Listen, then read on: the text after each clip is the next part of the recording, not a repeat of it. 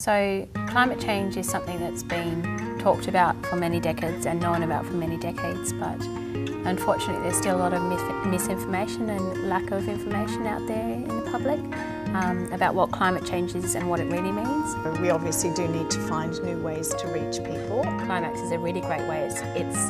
It's fun for me personally being involved. It captivates people and it taps into a part of their imagination and their consciousness that words and facts just can't. That's the thing, to keep on, to start showing people that people are doing something about it. There are solutions. There are so many groups who are doing really amazing things, which are taking power into their own hands and trying to give power to the everyday person to be able to affect change. We just don't have to use a lot of explaining. It just speaks for itself.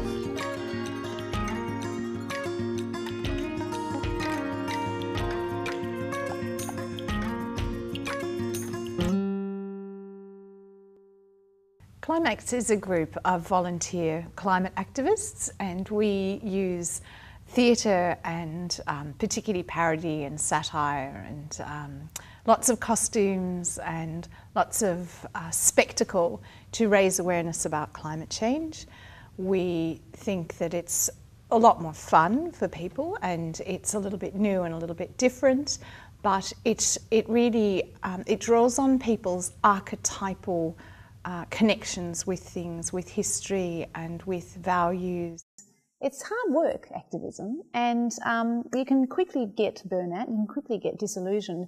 This kind of activism is both effective and an enormous amount of fun because it's out of the ordinary, it's theatrical, it's silly, anything can happen, and it's really efficient in terms of just working closely with a group of people that you can trust very much and that have, you know, the same kind of outlook as you and the same understandings about activism, and putting on these outfits and intervening into moments where you wouldn't expect to see an angel or a medieval, you know, geologist or, you know, a 1950s fan club or whatever it might be. I guess I was really attracted to ClimActs because I do a lot of protesting, which is, I guess, more normal-based protesting of holding up a sign or trying to raise awareness that way, but a theatrical approach is really engaging for people, so it's great to have people will walk past and they'll double take it, you know, dressed in some fancy costume, and it'll make them think more, and it's not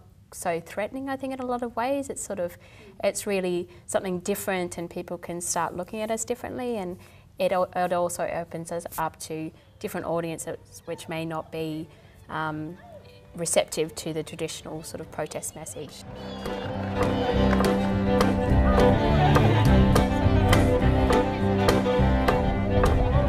Hello, I'm Hazelwood. And I'm Coral Beach. And we are the Coal Diggers. We are from the Billionaires Uniting Mining Services, which is short for BUMS. Yes. With a bum. That's right. Hello, are you a billionaire? We need a new husband. We lost our husbands in the global financial crisis. So the coal diggers are billionaire mining ladies, Hazelwood and Coral Bleach. They are always transitioning between husbands. They are always looking for somebody more affluent. They have a range of mineral beauty fusion products which are made from coal, mercury, arsenic, thorium, you know, lovely. And we are always really trying to get ahead of everybody else. So we formed the Billionaires United Mining Services, the BUMS, and we are venture partnering with the government.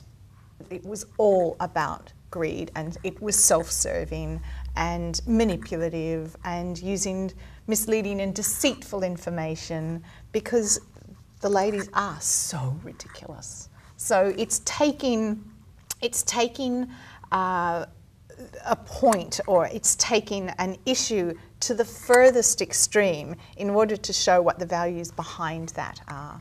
There are different groups in ClimActs because the angels are very earnest, and that doesn't always apply. Angels are about guardianship, and particularly children. They are protectors. They warn of dangers. So the angels as a symbol are perfect for climate change.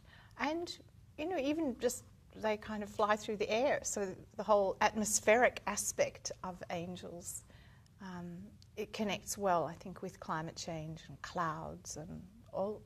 It's a perfect symbol, I think, for that kind of earnest guardianship, protection, and also very strongly around justice, because what is happening now is going to affect the people who have least contributed to it, people in the third world, people who don't have cars, who don't have televisions, and the whole thing, and also the innocents, whether there's nature, future generations, the whole aspect around justice. I think the angels are a perfect symbol to connect with that.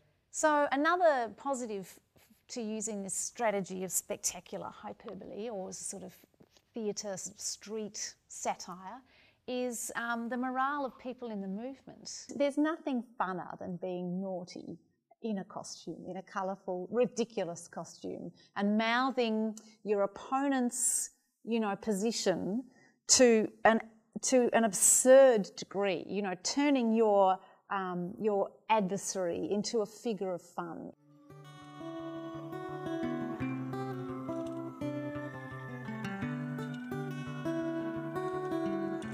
The severity of climate change and the impacts, I don't think that we can function normally as we do without some sort of emergency resilience plan in place. We really need to be able to make sure that we have solutions in place to stop this, and we do. That's really what this is about. It's not about the evidence. It's about what doing something about the evidence is going to mean. Change the world, intervene. Everything converges in this issue. And we don't stand a chance of solving any other cause on the planet if we don't have a habitable climate. We're not going to solve this unless everybody starts to get engaged.